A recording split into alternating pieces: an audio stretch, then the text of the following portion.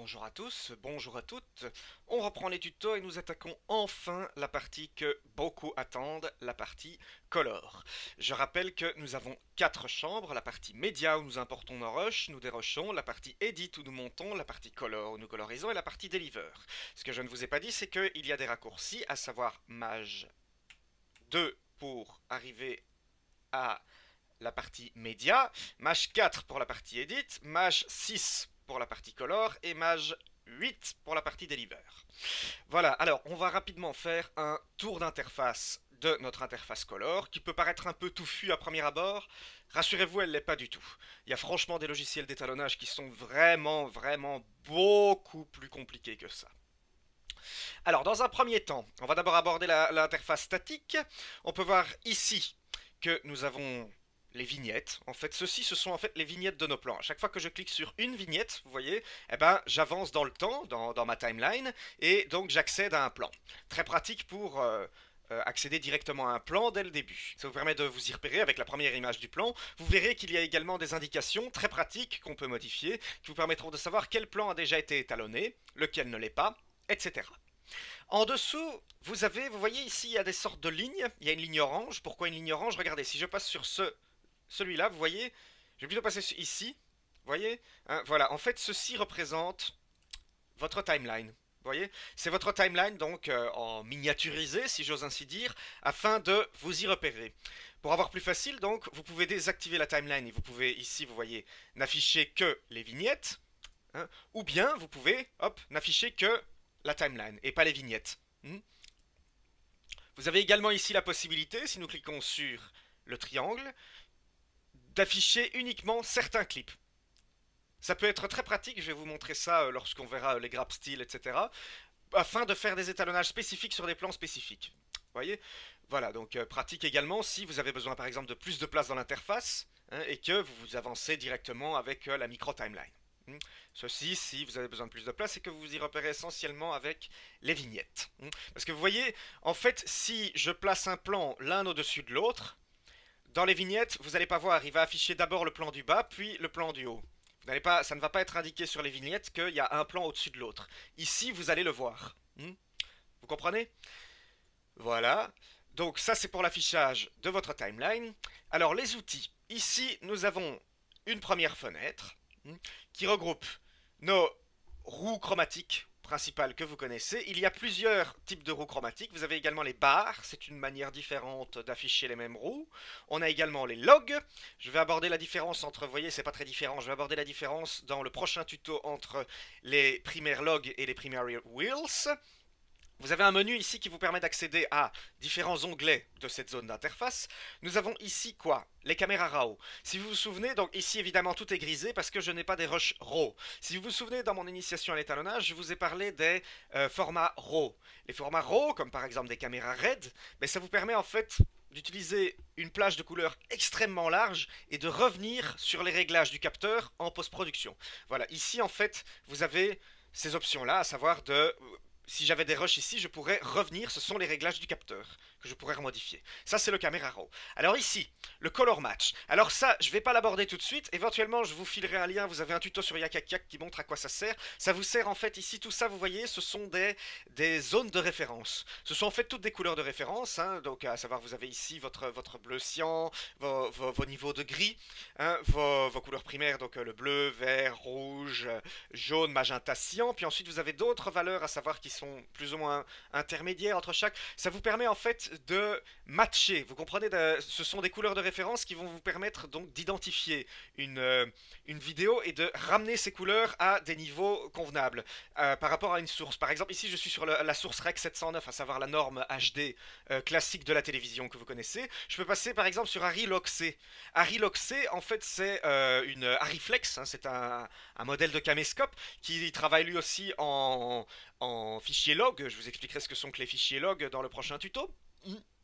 Donc vous voyez que les couleurs de référence sont les mêmes et donc en fait vous allez pouvoir matcher avec une mire que vous allez employer, que vous allez montrer à la caméra, hein, directement sur l'ordre donc des couleurs que vous avez ici. Ce qui vous permet donc de récupérer, je vais revenir en Rec 709, ce qui vous permet donc de récupérer vos couleurs de base en log, ce qui est assez pratique.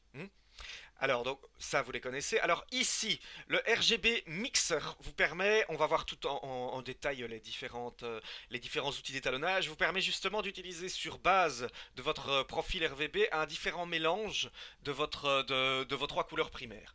On va voir ça tout de suite dans les prochains tutos. Ici, alors, ici, je vous le dis tout de suite, ceci, vous n'aurez pas l'option si vous n'avez pas la version Studio. Ceci en fait, ben, c'est pour les motion effects, c'est le noise reduction. Le noise reduction et le motion blur. Tout ça n'est pas utilisable si vous n'avez pas la version studio de Resolve. Donc si vous avez la Resolve normale, gratuite. Donc qui vous permet d'enlever du bruit dans une image, etc. Ici, nous avons un deuxième menu. Vous pouvez voir ici d'ailleurs que nous avons plusieurs options. Les curves, les courbes, l'outil principal, le deuxième outil principal d'étalonnage qui vous permet en fait d'étalonner vos vidéos entre, qui permet de faire le lien entre la chrominance et la luminance. On va aborder ça très en détail. J'aurais peut-être dû vous en parler dans mon initiation. Je vais peut-être corriger cette lacune-là en vous préparant quelque chose de nouveau. Je vous en dis pas plus. Vous avez plusieurs styles de courbes. On peut passer du custom au UV versus U, au U versus SAT, au U versus Luma et SAT versus SAT. Vous comprenez que SAT c'est saturation. HSL, Hue Saturation Luminance. Quelle couleur, sa saturation, sa luminance. On va voir ça, vous en faites pas, tout ça vraiment je vais aborder très en détail parce que ce sont des outils très utiles, capitaux pour arriver à étalonner convenablement notre image. Alors le qualifieur qui vous permet en fait de faire une sélection. En fait lorsque vous êtes devant une image, il est possible que vous ne vouliez pas appliquer tout de suite votre correction colorimétrique sur toute l'image. C'est ce qu'on appelle une correction localisée, contraste ou saturation, colorimétrie localisée. On utilise pour ça un des premiers outils, le qualifieur. Comment est-ce qu'on isole une partie de l'image par sa plage de couleurs? C'est assez particulier à l'étalonnage, mais en fait tout fonctionne par le même principe et dans un cercle vicieux. Vous corrigez une couleur, mais si vous voulez corriger une zone spécifique de l'image, vous la sélectionnez par sa couleur. C'est assez particulier.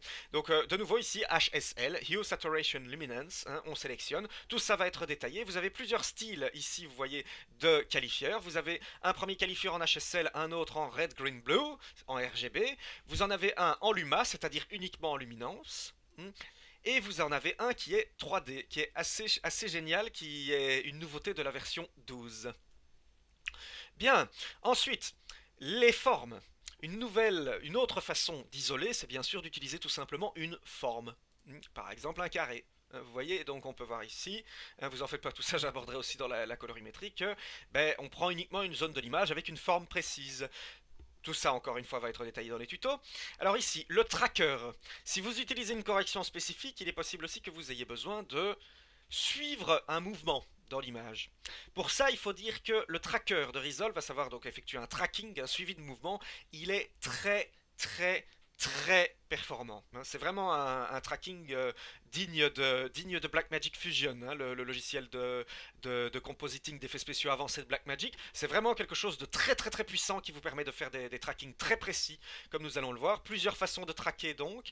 Ici donc vous avez le tracker classique de tracker une fenêtre. Vous avez le stabiliseur, à savoir donc qui vous permet de stabiliser une image. Autrement dit, si vous avez une image tremblotante, ça vous permet de le stabiliser. Vous avez ici le FX qui vous permet de suivre un effet particulier, ça c'est particulier. Encore une fois, vous en faites pas, tout ça va vous être détaillé dans les tutos. Alors, le blur, c'est tout simple, ça vous permet d'effectuer un blur, un floutage sur votre image. Ce qui peut être intéressant, par exemple, si vous avez besoin d'adoucir une teinte de peau. On verra tout ça. Plusieurs façons de blurrer, à savoir sharpen. Vous pouvez ajouter un petit bruit dans l'image. Alors, mist, oui, bon, c'est la même chose. Donc, ce sont d'autres façons de blurrer que je vais voir tout ça avec vous en détail. Le key, quand vous avez créé un masque avec votre qualifieur ou avec vos courbes, pas vos courbes, vos formes, ou même si vous avez une vidéo que vous avez importée qui possède un masque de couleur, un green key, ici vous pouvez définir l'import. On verra tout ça. Le sizing qui vous permet de modifier la taille de vos plans. Donc zoomer, rogner dans l'image, les fonctions classiques. 3D que je ne peux pas accéder ici bien entendu parce que je n'ai pas un rush qui est issu d'une caméra 3D tout simplement. Et le burn, data burn it, vous permet d'incruster des informations comme le timecode, comme l'audio, le timecode de l'audio, le nom du rush, etc., le jour, la date, la prise, séquence plan prise, hein, sur votre image. Très pratique si vous avez besoin d'informations visuelles et que vous parcourez et que vous avez besoin de ces informations tout de suite, ça peut être très pratique. Voilà, donc ça c'est tous les réglages principaux. Ici, les keyframes. Alors, vous avez ici la possibilité en fait donc de, vous voyez hein, qu'on a une micro timeline qui nous permet de suivre le rush et vous avez la possibilité ici d'animer manuellement. Tout ce que je vous ai expliqué, le tracking, etc., ce sont plutôt des animations automatiques. Ici, vous avez la possibilité d'animer manuellement donc votre image, changer les couleurs et de dynamiser, donc de passer, de faire une image clé de A à B pour passer votre correction colorimétrique vers une autre information, une autre valeur. Les scopes élémentaires, les scopes, ici je suis sur la parade, on va reprendre le waveform que vous connaissez, hein, bah, c'est très classique, hein, les scopes, qui sont les outils vous permettant d'analyser votre image, hein, à utiliser sans modération. Alors les infos, vous avez ici les métadonnées de clip, qui peuvent être plus larges si vous avez utilisé un, une caméra spécifique qui enregistre plus d'informations. Très pratique. Alors ici ensuite la fenêtre de visualisation. Nous avons ici la fenêtre de visualisation classique. Vous connaissez le visualiseur. Hein, les classiques contrôles de visualisation. Vous avez ici la possibilité de switcher entre différentes... je vous ai parlé de la color chart, voilà, hein, la color chart qu'on retrouve ici. Hein, voilà, c'est ça en fait. Vous voyez, vous prenez votre mire, hein, vous positionnez donc votre color chart hein, de la même façon que sont positionnés les couleurs ici et cela vous permet en fait de récupérer, le Resolve va adapter automatiquement le color match au color chart. Hein, donc vous avez la possibilité d'afficher votre qualifieur ici, comme j'en ai rien d'activé, bah, évidemment il ne va pas l'afficher. Hein, donc tout ça, on va aborder plus en détail. Hein, donc vous avez la possibilité aussi d'afficher donc votre viewer, si vous voulez avoir une vision plus large, évidemment en plein écran. Hein, pour cela, vous avez le raccourci POM sous Windows CTRL F, comme vous voyez. Alors, vous avez la possibilité aussi que votre viewer prenne plus de place. Pour cela, hein, on l'a ici dans le viewer en mode, c'est l'Unset Viewer avec Alt F. Même chose sous Windows, Alt F. Et vous avez aussi le Maj F qui vous permet de juste prendre votre interface, autrement dit d'avoir accès encore à la timeline, vous voyez, etc. Ensuite, ici, la fenêtre ici, c'est la fenêtre Node, c'est-à-dire le contrôle nodal. C'est ce qui va vous permettre, c'est l'architecture de votre travail d'étalonnage. Je vais faire un tutoriel spécifique là-dessus sur la construction nodale pour ceux qui viennent d'After Effects ou d'autres logiciels qui n'utilisent pas la construction nodale, afin que vous compreniez bien l'architecture de la construction nodale, et vous verrez que le nodal, on devient vite accro. Une fois qu'on a touché au nodal, on n'a plus vraiment envie de revenir au système par calque. Y a des logiciels d'étalonnage. Par exemple, le logiciel Scratch de Assimilate Scratch. C'est un logiciel d'étalonnage qui ne fonctionne pas par node, comme DaVinci Resolve et Color, ceux qui ont connu Final Cut Studio, mais par calque, comme Adobe After Effects.